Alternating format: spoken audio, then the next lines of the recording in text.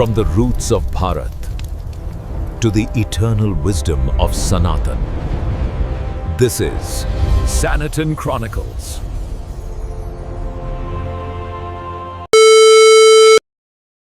కేరళ తిరువనంతపురం అక్కడుంది అనంత పద్మనాభస్వామి ఆలయం. పేరు వినగానే మనకు గుర్తొచ్చేది అంతులేని సంపద, అంతు చిక్కని రహస్యాలు. నిజానికి ఈ ఆలయం వెనుకున్న కథలు తరతరాలుగా రాజులని, భక్తులని, చివరికి మనలాంటి వాళ్లను కూడా అందర్నీ ఆకర్షిస్తూనే ఉన్నాయి.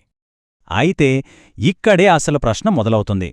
ప్రపంచంలోనే అత్యంత సంపన్నమైన దేవాలయంలో ఒక్క తలుపు మాత్రం ఎందుకు మూసేసుంది? శతాబ్దాలుగా ఎవరూ తెరవలేని ఆ గది, అదే వాల్ట్ బి. దాని వెనక ఉన్న రహస్యమేంటి?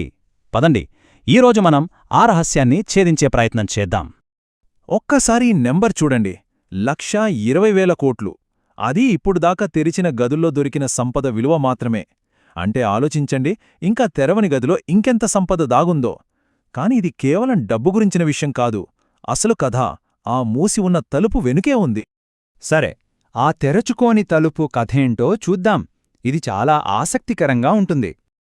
చూడండి, పద్మనాభస్వామి ఆలయంలో మొత్తం 6 రహస్య గదులు అంటే వాల్ట్స్ ఉన్నాయన్నమాట.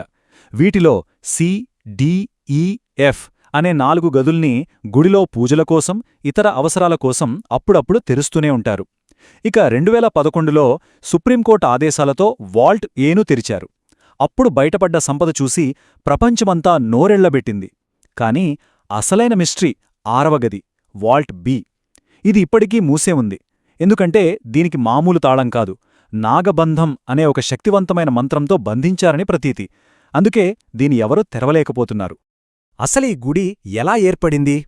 ఈ కథ తెలుసుకోవాలంటే మనం కొన్ని వందల ఏళ్లు వెనక్కి వెళ్ళాలి, సుమారు 9వ శతాబ్దంలోకి. అక్కడ మనకు విల్వమంగళం స్వామియార్ అనే ఒక గొప్ప ఋషి కనిపిస్తారు. ఆయన దగ్గరికి ఒకరోజు ఒక చురుకైన అల్లరి పిల్లాడు వచ్చాడు. నిజానికి ఆ వచ్చింది ఎవరో కాదు, సాక్షాత్తు శ్రీ మహావిష్ణువే బాలుడి రూపంలో వచ్చాడన్నమాట. ఆ ఋషికి ఆ పిల్లాడంటే విపరీతమైన ప్రేమ. మీరు నామీద కోప్పడంతకాలం నేను మీతోనే ఉంటాను అని ఆ బాలుడు మాట కూడా ఇచ్చాడు. కాని ఒకరోజు ఏం జరిగిందంటే, ఆ ఋషి పూజించే పవిత్రమైన సాలిగ్రామాన్ని ఆ పిల్లాడు నోట్లో పెట్టుకున్నాడు. అది చూసి ఋషికి విపరీతమైన కోపం వచ్చి గట్టిగా కేకవేశారు. అంతే, ఆ బాలుడు మాయమైపోతూ ఈ మాటలు చెప్పి అదృశ్యమయ్యాడు. అప్పుడుగాని ఆ ఋషికి అర్థం కాలేదు, తనతో ఉన్నది సాక్షాత్తు మహావిష్ణువని. వెంటనే ఆయన ఆ అనంతనికాడు కోసం వెతుకులాట మొదలుపెట్టారు. చాలా కాలం వెతికిన తర్వాత చివరకు విష్ణువు దర్శనమిచ్చాడు. కాని ఎలా? ఏకంగా 12 కిలోమీటర్ల పొడవైన విశ్వరూపంలో. ఆ రూపాన్ని చూసి ఋషి ఆశ్చర్యపోయినా, స్వామీ, ఇంత పెద్ద రూపాన్ని నేను పూజించలేను, దయచేసి చిన్నగా అవ్వండి అని వేడుకున్నారు. ఆయన కోలిక మేరకు స్వామి 18 అడుగుల విగ్రహంగా మారారు. ఆ విగ్రహం చుట్టూనే ఈరోజు మనం చూస్తున్న ఈ అద్భుతమైన ఆలయం నిర్మించబడింది. సరే, ఆలయం పుట్టుక చూశాం, మరి దానికి ఇంత సంపద ఎలా వచ్చింది?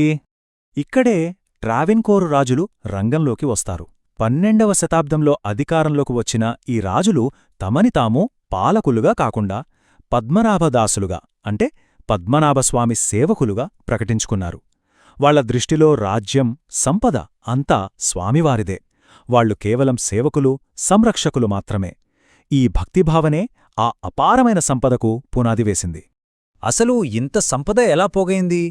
ఇది చాలా ఆసక్తికరమైన విషయం. దీని వెనుక 5 ప్రధాన కారణాలున్నాయి. మొదటిది దేవుని పన్ను, అంటే రాజ్యంలో వచ్చే ప్రతి ఆదాయంలో 10% ఖచ్చితంగా స్వామివారికి అంకితం చేసేవారు. రెండోది రాజబహుమతులు. దేశంలోని వేరే రాజులు కూడా టన్నుల కొద్దీ బంగారం కానుకలుగా పంపేవారు. మూడోది యుద్ధాల్లో గెలిచిన సంపద. జయించిన రాజ్యాల నుంచి వచ్చిన ధనమంతా నేరుగా ఖజానాకి చేరేదే. నాలుగోది చుట్టుపక్కల చిన్న చిన్న గుడుల్లో ఉన్న బంగారం సంపదని భద్రత కోసం ఇక్కడికి తీసుకొచ్చి దాచేవారు. ఇక చివరిది, 5వది చాలా ముఖ్యమైనది, నల్ల బంగారం వ్యాపారం, అంటే మిరియాల వ్యాపారం అన్నమాట. ఆ రోజుల్లో కేరళ మిరియాలకు ప్రపంచవ్యాప్తంగా ఎంత డిమాండుండేదో మనకు తెలుసు. ఆ వ్యాపారం నుంచి వచ్చిన లాభాలు ఊహకందనివి. ఇవన్నీ కలిపి ఈ దైవ ఖజానాను నింపేశాయి. ఇక 1750లో ఒక అద్భుతమైన సంఘటన జరిగింది. దాని పేరు త్రిప్పడి దానం. అప్పటి రాజు మార్తాండవర్మ తన పూర్తి రాజ్యాన్ని, దాని సంపద మొత్తాన్ని, అన్నింటినీ పద్మనాభస్వామి పాదాల దగ్గర సమర్పించేశాడు. ఈ రోజునుంచి ఈ రాజ్యానికి రాజు మీరు, మేము మీ సేవకులం అని ప్రకటించాడు. అధికారికంగా రాజ్యం మొత్తం దేవుడి పేరుమీద రాసిచ్చేశాడన్నమాట. ఆ తరువాత టిప్పు సుల్తాన్ దండయాత్ర చేస్తాడేమో అని భయంతో ఈ దైవ సంపద మొత్తం శత్రువుల పాలు కాకూడదని రాజు దాన్ని ఈ రహస్యగదుల్లో పెట్టి మూసివేయించారు. ఆ రోజునుంచి రాజకుటుంబం ఆ సంపదకు యజమానులు కాదు, కేవలం సంరక్షకులు మాత్రమే. సరే, కథ వర్తమానంలోకి వద్దాం. ఈ గదుల్ని తెరిచే ప్రయత్నాలు ఎప్పటినుంచో జరుగుతున్నాయి. మొదటిసారి 1908లో కొందరు ఈ గదుల్ని దోచుకోవాలని చూశారట. కాని వాళ్లు లోపలికి వెళ్లగానే ఎక్కడినుంచో వేల కొద్దీ పాములు వచ్చి వాళ్లను తరిమేశాయని కథలు కథలుగా చెప్పుకుంటారు.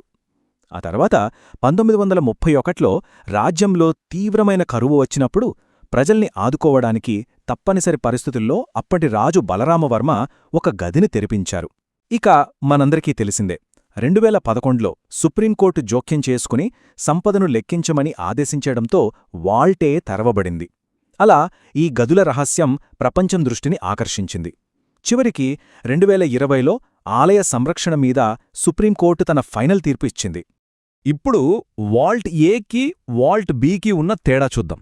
వాల్ట్ ఏను 2011లో మామూలు పనిముట్లతోనే తెరిచారు. దానిలో 1,20,000 కోట్లకు పైగా విలువైన బంగారం, వజ్రాలు, అద్భుతమైన కళాఖండాలు దొరికాయి. మరి వాల్ట్ బి సంగతేంటి?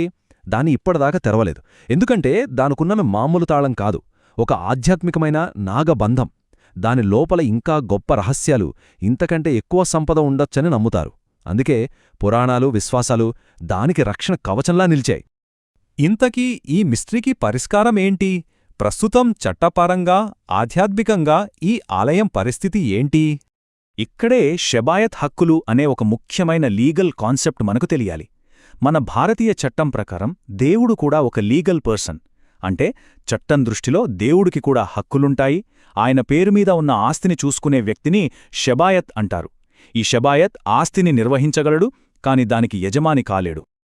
చాలా ఏళ్లుగా సాగిన ఈ న్యాయ పోరాటానికి 2020లో సుప్రీంకోర్టు ఒక ముగింపు పలికింది. ట్రావెన్కోర్ రాజకుటుంబం యొక్క షబాయత్ హక్కులను సమర్థిస్తూ వాళ్లే ఈ ఆలయానికి, దాని సంపదకు చారిత్రక సంరక్షకులని మళ్లీ ధృవీకరించింది. మరి ఆ వాల్ట్ బీని తెరవచ్చా? ఆలయ పూజారులు ఏమంటున్నారంటే, ఆధునిక టెక్నాలజీతో ఆ గదిని తెరవాలని ప్రయత్నిస్తే అది పెద్ద విపత్తుకు దారితీస్తుంది. దాన్ని తెరవాలంటే గరుడ మంత్రాన్ని జపించే ఒక సిద్ధపురుషుడు మాత్రమే తెరవగలడు అని గట్టిగా చెప్తున్నారు. అంటే అది ఒక మెకానికల్ లాక్ కాదు, ఒక స్పిరిచువల్ లాక్ అన్నమాట. సో చివరికి మనం ఒక పెద్ద ప్రశ్న దగ్గర ఆగిపోయాం. లోపల ఏముందో తెలుసుకోవాలని ఉత్సుకతతో టెక్నాలజీని ఉపయోగించి ఆ చివరి గదిని తెరవాలా? లేదంటే శతాబ్దాలుగా వస్తున్న నమ్మకాన్ని, విశ్వాసాన్ని గౌరవించి ఆ రహస్యాన్ని రహస్యంగానే ఉంచాలా? ఈ ప్రశ్నకు సమాధానం బహుశా కాలమే చెప్పాలి.